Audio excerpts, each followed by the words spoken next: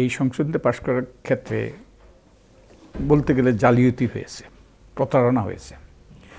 যেমন যে 2011 সালের 10ই মে সুপ্রিম কোর্টের আপিল বিভাগ 3-4 লাইনে একটা শর্ট অর্ডার দেয়, চূড়ান্ত রায়। ওটাতে বলা হয়েছে আগামী 2 নির্বাচন তত্ত্বাবধায়ক সরকারের অধীনে হবে, তারপরে যে এটা অসাংবিধানিক ঘোষণা করা হয়েছে, প্রসপেক্টিভলি ডিক্লেয়ার্ড আনকনস্টিটিউশনাল পরবর্তী 2 নির্বাচনের পরে, 2018 এবং 2024 নির্বাচনের পরে। কিন্তু না, 2014 এবং 2018 নির্বাচনের পরে। কিন্তু এই রায় এবং আদালত আরও বলেছে যদি সংসদ চায় তাহলে তারা এই ত্রয়োদশ সংশোধনী, যার মাধ্যমে তত্ত্বাবধায়ক সরকার ব্যবস্থাটা সংবিধানে অন্তর্ভুক্ত করা হয়েছে, এটা সংশোধন করতে পারে শুধু বিচারপতিদেরকে বাদ দেওয়ার ব্যাপারে। শুধুমাত্র ওইটুকু সংশোধন করতে পারে, আর বাকিটুকু 2 টার্মের পরে তত্ত্বাবধায়ক সরকার অসাংবিধানিক হবে। এটা কিন্তু বাধ্যতামূলক করা হয়েছে। কিন্তু আমাদের মাননীয় প্রধানমন্ত্রী তখন বলেছেন যে আমি তত্ত্বাবধায়ক সরকার বাতিল করি নাই, আদালত বাতিল করেছে। এবং আদালত বলেছে যে পরবর্তী নির্বাচন যদি তত্ত্বাবধায়ক সরকারের অধীনে হইতে হয় সংসদের অনুমোদন লাগবে, যেটা সঠিক নয়, সম্পূর্ণরূপে সত্যের অপলাপ। তো এইরকম একটা এই যে অপব্যাখ্যা দিয়ে তিনি পঞ্চদশ সংশোধনী পাশ করেছেন এবং তড়িঘড়ি করে। এবং আমি তো আগেই বলেছি যে সংসদের একটা কমিটির সর্বসম্মত সিদ্ধান্ত, সর্বসম্মত সুপারিশ অগ্রাহ্য করে আরও কতগুলো ওই যে গুরুতর জটিলতা আছে। একটা জটিলতা হলো সংবিধান সংশোধনের জন্য কতগুলো অনুচ্ছেদ যদি সংশোধন করতে হয় তাহলে গণভোট করতে হয়। গণভোটের বিধান ছিল, এটা করা হয়নি। এই এক কারণেই এটা অসাংবিধানিক।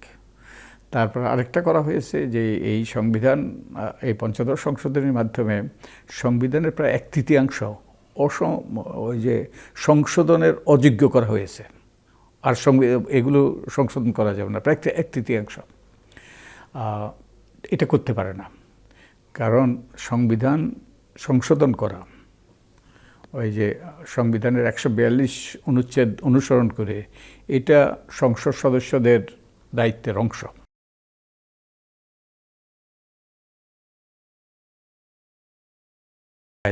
একতরফাভাবে যে সংবিধান সংশোধনী করা হয়েছে এটা বাতিল, যদি আমরা ওই যে আদালত থেকে যদি প্রতিকার পাই তাহলে সেই তখন হ্যাঁ ওই তত্ত্বাবধায়ক সরকার ব্যবস্থাটা তখন ওই যে তখন আমাদের সংবিধানের অংশ হবে। কিন্তু এটা পরিবর্তন করার দায়িত্ব হবে সংসদের, এবং কিছু কিছু পরিবর্তন করতে হবে, যেমন হয়তো বিচারপতিদেরকে বাদ দিতে হবে। তো আমাদের গণতান্ত্রিক পদ্ধতিতে নির্বাচিত সংসদ কর্তৃক এই পরিবর্তনগুলো আসা উচিত।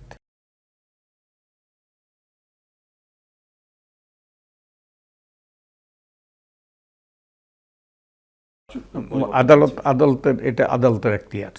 আদালত পুরোটা বাতিল করতে পারে, আংশিকভাবে বাতিল করতে পারে, কিছু কন্ডন করতে পারে, কন্ডন বলে এগুলোকে বহাল রাখতে পারে। তো এটা আদালতের উপর নির্ভর করবে। তো আমরা আদালতের উপর ছেড়ে দিতে হবে।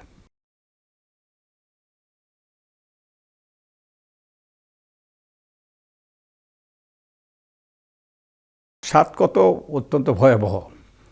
তো 7 ক এটা পাকিস্তানের সংবিধান থেকে আনা হয়েছে।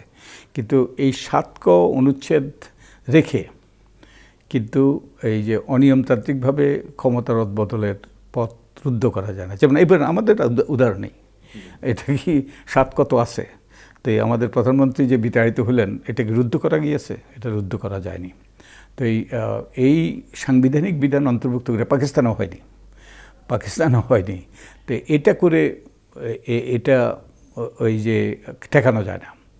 ঠেকানো যেতে হলে যে যদি যে এমন একটা সরকার প্রতিষ্ঠিত হয় যেটা জনগণের এই যে আকাঙ্ক্ষার পরিপন্থী কাজকর্ম করে, উইল অফ দি পিপল, সংবিধান হলো উইল অফ দি পিপল, যে সরকার যদি যে জনগণের অভিপ্রায়ের বিপরীতে কাজ করে তখন ওই যে এমনকি রাজতন্ত্রের বেলায় ছিল, ওই যে অনেক স্কলারের ইয়েতে আছে, হবস তারপরে আরও অন্যান্যদের লেখনীতে আছে, এমনকি রাজতন্ত্রের ক্ষেত্রেও রাজা যদি যে জনগণের স্বার্থের পরিপন্থী, জনগণের আকাঙ্ক্ষার পরিপন্থী কাজ করে, তাহলে রাজতন্ত্রকে উৎখাত করাও সেটাও সমীচীন। তো এখন এই বিধান দিয়ে কিন্তু এগুলো ঠেকানো যায়।